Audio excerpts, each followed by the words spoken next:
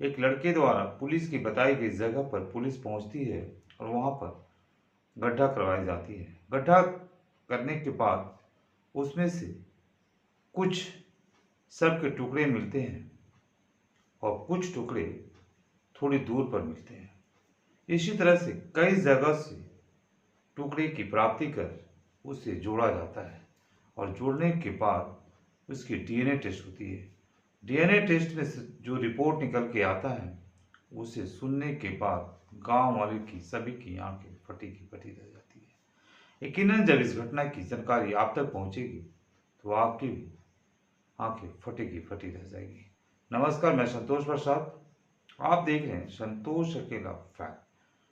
ये घटना दरअसल कर्नाटक के बेंगलुरु शहर से 415 किलोमीटर दूर एक शहर है गडक। गडक शहर से थाना लगता है बेटगोरी और इसी बेटगोरी थाना से सटा हुआ एक गांव है नारायणपुरा। नारायणपुरा का रहने वाली एक लड़की जिसका नाम होता है मधुश्री अंगाड़ी, जिसकी उम्र होती है 25 वर्ष। ये अपने घर से 16 दिसंबर 2024 को निकलती है लेकिन कभी घर वापस नहीं आती है। यहाँ तक कि इसकी मोबाइल भी स्विच ऑफ रहता है और इसकी कोई खोज खबर नहीं मिलती है।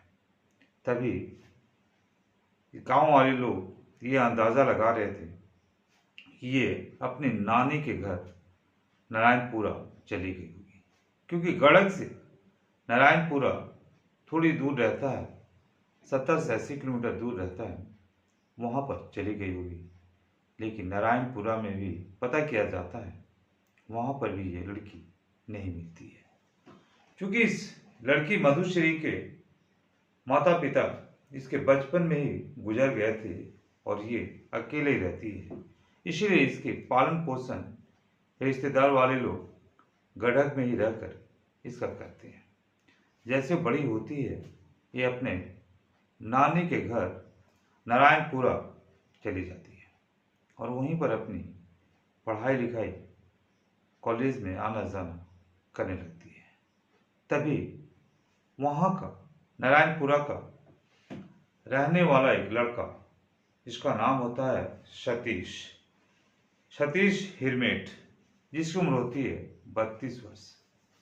सतीश हिरमेट से इसकी दोस्ती हो जाती है और दोस्ती होने के बाद अचानक 16 दिसंबर 2024 को इन दोनों को एक साथ देखा जाता है। उसके बाद से मधुश्री के कोई अता पता नहीं रहता है। तभी घर वाले लोग परेशान होकर 1 महीने के बाद 16 जनवरी 2025 को थाने में रिपोर्ट दर्ज कराते हैं। बेटगोरी थाने में रिपोर्ट दर्ज होने के बाद पुलिस इस घटनाक्रम को मधुश्री को खोजने के लिए तत्पर हो जाती है और अपनी सारी फोर्स को मधुश्री की फोटो को सभी थाने में सर्कुलेट कर देती है कि कहीं पर इसकी कोई पता चले तो कोई इन्फॉर्मेशन मिलेगा, कोई पता मिलेगा। लेकिन कोई भी इन्फॉर्मेशन, कोई भी क्लू, कोई भी किसी तरह का कोई भी इशारा पुलिस को नहीं मिल रहा था। पुलिस इस केस को बंद करने ही जा रही थी, तभी पुलिस को एक सुराग मिलता है और सुराग होता है मधुश्री का फोन लोकेशन। फोन में एक एसएमएस। चूंकि मधुश्री का गायब हुए 1 महीना से ज्यादा हो चुका था और पुलिस को किसी प्रकार का कोई सुराग नहीं मिल रहा था, तभी मधुश्री का जो मोबाइल होता है उसका एक एसएमएस और कॉल डिटेल्स पता किया जाता है। कॉल डिटेल्स में ये पता चलता है कि 16 दिसंबर 2024 को अंतिम बात सतीश से हुई थी मधुश्री की। सतीश को थाने बुलाया जाता है और थाने बुलाने के बाद सतीश से पूछताछ की जाती है। तभी सतीश सीधा सीधा बोलता है कि मधुश्री से हमारी दोस्ती थी, क्योंकि मधुश्री हमारे गांव में ही उसकी नानी का गांव है और वो वहाँ आती जाती थी, इसलिए हमारी दोस्ती हुई, लेकिन दोस्ती से आगे हमारा कुछ भी रिलेशन नहीं था। 16 दिसंबर 2024 को वो हमसे मिली थी। उसके बाद हम लोग का कोई भी किसी से संपर्क नहीं हुआ है। इतना कहने के बाद पुलिस के पास कोई भी सबूत नहीं रहता है कि सतीश से और भी कोई बात पूछ सके। तभी सतीश को पुलिस बोलती है, ठीक है तुम जाओ, जब जरूरत होगा हम लोग बुलाएंगे तो तुम थाने आ जाना। सतीश वहां से चला जाता है। फिर पुलिस जो है सीरिया कॉल और मोबाइल की सारी डिटेल्स को खंगालती है, तब कुछ भी उसमें से स्पष्ट नहीं हो पाता है। फिर पुलिस की एक नज़र जाती है कि कहीं क्यों ना उसकी SMS चैटिंग को पढ़ा जाए। तब पुलिस SMS चैटिंग को देखती है, तब उसमें 16 दिसंबर 2024 को इसी सतीश का मोबाइल पर एक SMS गया हुआ था और SMS में दोनों को मिलने की बात रहती है। फिर से पुलिस जो है सतीश को बुलाती है, लेकिन इस बीच में रिपोर्ट दर्ज हुए 16 जनवरी को था और इसकी तफ्तीश जो है जांच पड़ताल करते करते जून आ जाता है। करीब 6 महीने बीत जाती है और पुलिस इसके जांच पड़ताल में लगा हुआ रहता है। तभी 21 जून 2025 को सतीश को अंतिम बार थाने बुलाया जाता है पुलिस के द्वारा और उससे सारी बात को पूछा जाता है। तभी वो बताता है कि 16 दिसंबर 2024 को मधुश्री हमसे मिली थी, हमसे बातचीत हुआ था। उसके बाद वो अपने घर चली गई थी और हमने ही उसे छोड़ा था बाइक से।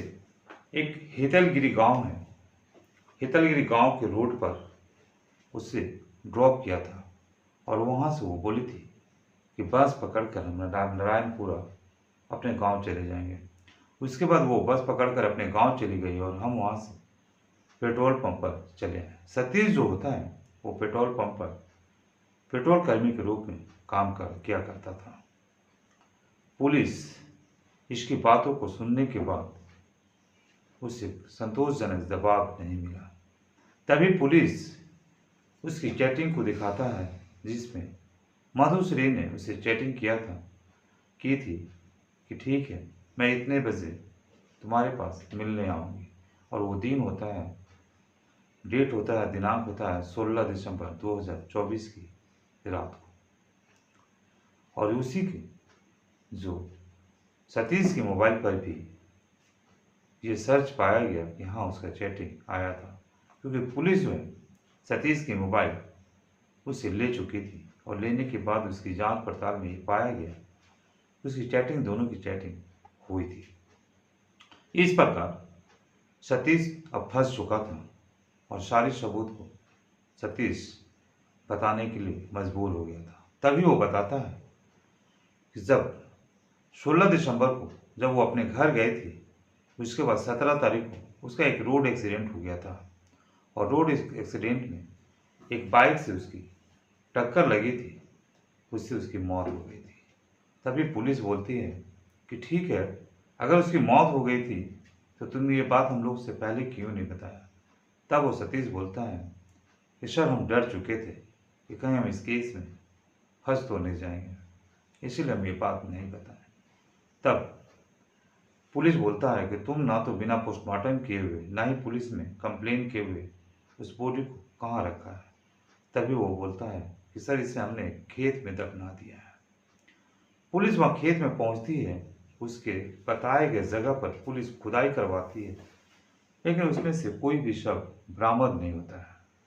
इस बात से पुलिस को ये लगा कि सतीश हम लोग को गुमराह कर रहा है, गलत जगह पर ले जा कर के हम लोग को समय को बर्बाद कर रहा है और हम लोग को गुमराह कर रहा है।